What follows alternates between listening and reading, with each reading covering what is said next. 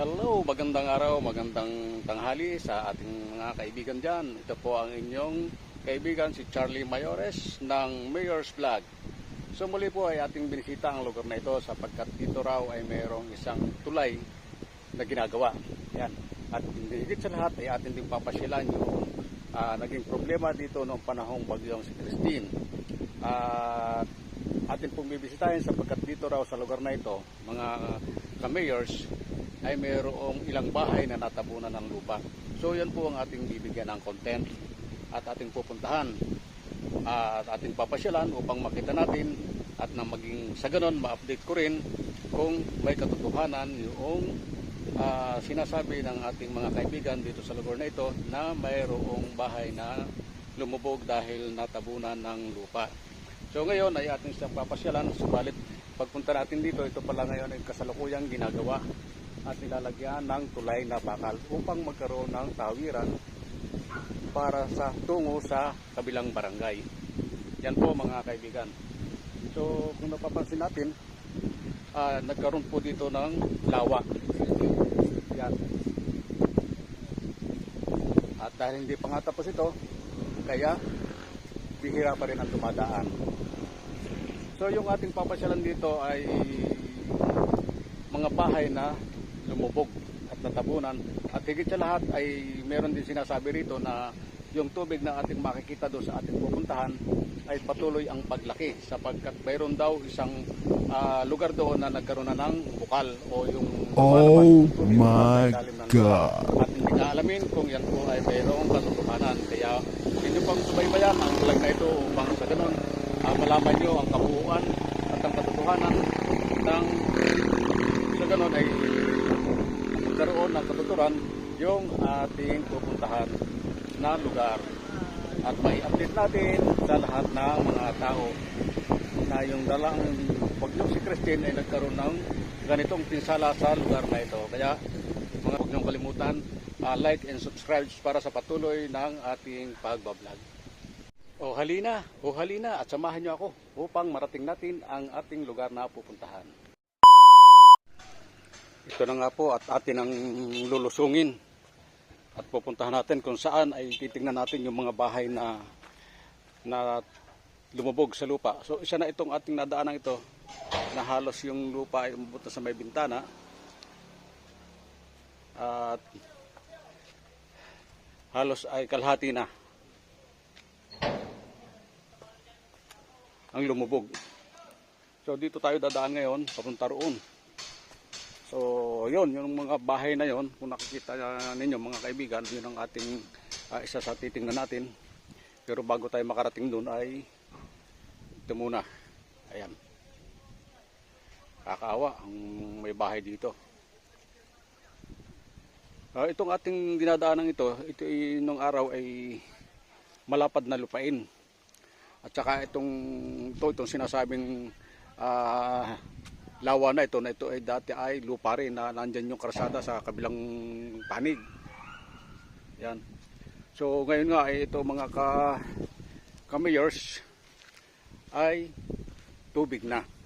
So yan ang ating alamin doon sa ating pupuntahan kasi mayroong nagsabi dito na ito raw ay nagkaroon ng bukal sa bandang dulo. So ating pagmasdan mga ka-mayors, ang lawa na ito para naging lake na ito ay punong-puno ng mga tambak pa o basura na na kahoy, tubig. Yan. Medyo mahirap mga ka-mayors na puntahan sapagkat napakahirap ng daan. Makahoy, tapos buhangin, may matigas, may malambot. Tapos ito yung naging lawa. Ito noong una, ito ay talagang lupa na ginagawang taniman. Yan. Taniman ito mga ka-mayors. Subalit ngayon ay nangyari ito naging lawa na. Ayan. Pwede nang mabuhay dito yung isda o yung tilapia kung meron man. Dahil ay naging tubig na. At siguro ito ay nasa pagkakatulad kong hindi kalakihan. At saka ito ay lubog ako. At saka lumapad na rin. Oh, malawak. So ating babaybayin ito hanggang dun sa dulo. At ating titingnan yung sinasabing bukal. Na kung kaya ito ay tumataas ang tubig ay dahil daw doon. Ito, mahirap nang maglakad. So dito mga kamayors ay may madadaanan tayong ano, yan.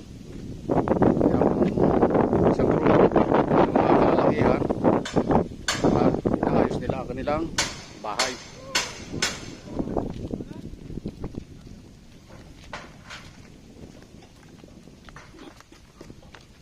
Tuloy-tuloy tayo. Grabe. Yan o. Isa raw ito sa pinagmulan ng ano ng mga lupa na tibag na bundok. Ayan.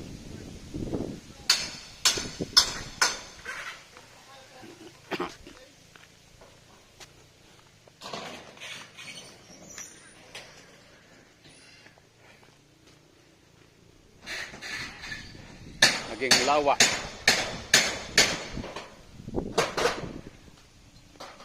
Ay mga pare ko.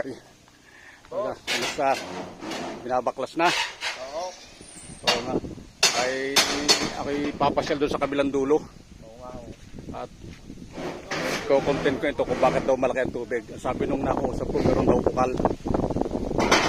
Titingnan ko kung gano'ng katotoo. Ayan na. Ayan. Sariling swimming pool daw. Dati nga naman di tawiran eh. Yun pala yung bato na karsada, ano? Yun.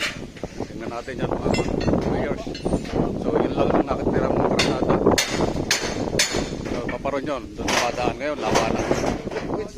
Ayan. Ayan. Sabi, ililipat na ng kwan. Lilipat na ho natirahan. Yun. So ito yung lubog. Ayan, lubog ang kalahati ng bahay mo. Oo. Ayan po mga kamayors, ang nangyari dito. Ito po ay dala ng bagyong si Christine na walang awang naglulukuhan din sa lugar na are. Kaya mga nangyari dito sa ating mga kaibigan, ang inabot ay ang bahay ay lumubog ng kalahati. Ayan. So yan po, pinagkulan ng malaking lupa. Yung bundok na yan ay halos ay natapyas na ang kabiyak ng pisngi. Ayan. Na siyang tumabag dito sa kabahayan. Okay, tuloy lang ako mga aking lalakbay na rin gilid na are. So ito yung bahay ni Nelson. Yan, kung nakita nyo, ang taas ng bahay, ang nangyari, lumubog ang kalahati. So dito around 6 to 7 houses ang nadiskrasya, ang lumubog. So kita nyo mga kamayors, hanggang dito lawa na, sabi nila naging swimming pool. Ayan, ayan o. So hahanap tayo ng daanan dito. So yung ating nadaanan ay dalawa ng bahay ang lumubog. At yung owner ng may bahay na ito, ayun, doon napadpad. Ayan, yan ang problema kung paano mailalabas. So tuloy-tuloy tayo sa paghahanap ng madadaanan. Eto, ingat tayo, baka tayo mahulog. Eh, magaling kung marunong akong lumangoy. Kung hindi, ay di tayo ay tigok. So ikot-ikot tayo dito. Yan, hanap tayo ng daanan. Ito mga kamayors, meron pa raw ditong bahay na lumubog na bibilangin natin kung ilan ang nandito. Yan, ayun, doon sa kabilang dulong yun may bahay. Yan. Tapos ito bahay pa rin. Ito bahay. Bali patatlo. Patatlong bahay. So, yung nakikita natin 4, 5. So, nakalimang bahay na tayo nakikita na lumubog. Grabe ang ginawa ni Christine. Ayan. Hello. Ako po ay nagbisita. At nang malaman ko kung gaano kalalim ang lubog ng lupa. Ayan. Grabe nga po pala nangyari, ano? Oo. Mabuti nakapaghukay na. Ayan. Alin ng bahay, Ari? Ay, Ari ang kay Tit. Okay, Michael. Tapos Ari yung kay Aling Prasing. So, yun. So, parang pamulado sa kabila sa dulo, mga 7 bahay dito. 7, 8 ang lumubog. 1, 2, 3, 4, 5, 6, 7, 8. So yun, tama po. Around 7 houses po yung lumubog na bahay dito. So parang walang nangyari din, nalinis na. Nalinis na ho yan. Oo. Ang iko-content ko dito kasi meron ditong tubig na lumaki yung tubig. Lumaki nyo. Ngayon, hahanapin ko yung totoong bukal kung meron daw talagang bukal. Bukal. Oo, so Ay, saka sa paparao. sa bandang dulo, Kung hindi nakaparyan ng tubig, may bukal talaga. oo, Oho. ayun. So meron pa dito natitirang 2 bahay pa. Oo nga, grabe oh. Parang matagal pa ito bago maayos. Malaki pa rin halaga. Ako, malaki to. Oo. Ayun. So yan po mga kamayors yung karsada. Tuloy-tuloy hanggang doon sa dulo. So ang nangyari po, nagputol-putol na. So yan po ang aking babaybayin doon. Lalampas lang ako saglit. Oo. Yan po yung bahay ni Aling Belma. Yan, kung napansin nyo, lubog. Halos ang babaw na ng bubong sa lupa. Ayan. Ito pala yung sinasabing pa-7 at pa-8 bahay. Mga mayors. So yan. Kaya lang, hanap-hanap tayo ng daan. Oh. Kita nyo yung daan, lubak-lubak. Ayan, yung tubig hanggang dito na. Ayan. Ay ito. Ayan, oh. Kita nyo. Lubog. So ito yung kay Aling Delia. At ito yung sa kanyang mga anak na bahay. So diretso tayo. Sapagkat dito pala ay maraming bahay na lumubog. Nakakaawa naman po mga kamayors. At siguro bago ito maayos, ay malaking gastos o malaking pera ang kinakailangan sapagkat yung kanilang bahay ay napalibutan ng lupa at saka itong mga basurang kahoy. Grabe po. Grabe ang ginawa ni Christine. Saan tayo dadaan? Yan, nakakapagod. Ito po, lubog din. Nangko po. At ito po yung pinanggalingan ng lupa at saka tubig. Kung napansin nyo, yan. Na siyang bumaba dito sa kabahayan. Okay, diretso tayo. So malayo-layo pa siguro dito yung ating hahanaping bukal ng tubig. Kung kaya dito ay yung gubat. Yung gubat ay naging lawa. So ito, hanap tayo ng daan, mga kamayors. So marami tayong ipakikita rito. Hindi lang po pala yung bahay na lumubog, kung hindi pati yung mga lupang tumabag. Ayan po. Dito pala. Kaya po walang magagawa ang bahay dito. Kita nyo, wasak. Diyan dumaan yung malaking tubig na galing doon ang lupa. Ito. Grabe. Makita yung daanan papunta doon. Ikot lang tayo rito. Baka matatagpo natin yung daan papunta sa kung saan daw ay may bukal. Hanapin natin. So magkabilang bundok. Ito yung kabilang pisngi ng bundok. Ay yan din po ang mga lupang gumuho. Pati mga kawayan ay natibag. So hanap tayo rito. Hanap tayo rito ng Oh my daanan. God. Ayan. Lord, ingatan mo po ako sapagkat hindi ko kabisado itong lugar na ito ngayon kasi malaki ang pinagbago. Ito. Yan, lusong tayo. So malalim mga kamayors. Yan. Titingnan natin kung saan talaga nagmumula yung tubig. Ito. So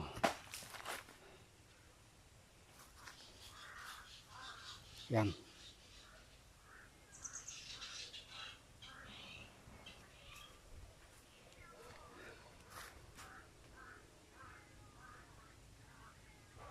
Ito, puno ng kawayan, buti hindi nadala. So, tuloy-tuloy lang tayo. At tayo ay bababa din eh. Medyo ingat. Okay, malalim. Yeah. Yan. So, ito po, narating natin yung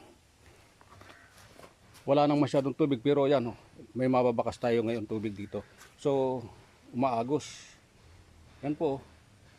Umaagos. So, ito, hahanapin natin yung pinagmumulan. So, dito nga po pala ay mayroong isang malaking poultry. Manok. At dito ay nung panahon daw na yon ay nagiba. So ito nga po, lumaglag po yung kaputol ng building. Yan po. So kitang-kita pa rin dito yung mga lupa na gumuho. So talagang walang sinanto yung malakas na ulan at malakas na bagyo na dala ni Christine. Yan. Ayan po. Yan pala yung karsada yata. Oh. So kahit ito'y liblib nung panahong hindi pa bumabagyo, ito po may konkretong karsada. Oo. Dahil nga po rito ay may malaking isang namuhunan na nagtayo ng manukan. At ngayon po, ito, titingnan po natin. O, tuloy-tuloy nga po yung pag-agos ng tubig. So, totoo nga po na meron ditong bukal. Ayan. Ayan ko, kung mga ka-Myers, kung napansin nyo, talagang ang lupa ay gumuho ng napakalaki. Ayan. At dito sa kabila, ito naman po yung manukan. Yan. Excuse me. Tabi po, tabi po. Yan. Liliban tayo rito sa maputik na lugar na ito. Yan. So malapit na siguro nating makita yung puno ng pinagmumulan ng tubig. O kita nyo mga kamayers, ang tubig napakalinaw. Ayan. At yan. Yang bundok na yan, yung lupang yan. Maraming lupa ang nadala dyan na dinala doon sa kabahayan. So ganito po yung mga nakita natin ngayon na talaga namang kaya ang mga tao ay nangamba at natakot ay dahil sa baka muling umulan at magkaroon muli ng ganitong kalamidad o ganitong dilubyo. Ayan. So ito malapit na po. So ito po yung dulo ng pinagmumulan nata ng tubig. At hanapin natin at nang sa ganon maipakita natin sa ating mga kaibigan na totoo nga pala na mayroon. So tabi po, napakalinaw po ng tubig. So mga kakamayers, kung napansin nyo, dito lang naka-stack yung tubig. Diyan sa ibabaw na yan, wala po kayong makikitang bukal. Kung hindi yung bundok na naggumuho. So sa Makatwid po, yung pong tubig na pumupuno doon sa bukana ay dito lang nanggagaling. So totoo nga po pala na may bukal. Kaya tabi po, nakikiraan lang po ako. Ayan. Ayan. So mga ka-mayors, narating din natin ang dulo. Narating din natin ang dulo at nakita natin yung pinagmumulan ng tubig na siyang umaagos. Ayan, umaagos po, napakalinaw. So dalawa raw ito pero isa hindi natin makita sapagkat iba raw yung kinalalagyan o yung pinagmumulan. So dito lang tayo sa kabilang dulo. Yan po. Yan. Kaya maraming salamat mga sa ating mga taga-subaybay na naipabatid ko, naipakita ko yung mga nangyaring kaganapan ng panahong bagyong si Christine na talaga namang nakakatakot. At sa nakita natin sa bundok na ito, talagang walang makakalibreng bahay na hindi matatabunan kapag ito ay bumagsak sa kababaan. At yun nga po mga kamayers ang nangyari. Ayan, kaya maraming salamat sa patuloy niyong pagsubaybay sa ating munting channel, Mayor's Vlog. At nawa po ay inyong i-share at higit sa lahat ay subscribes.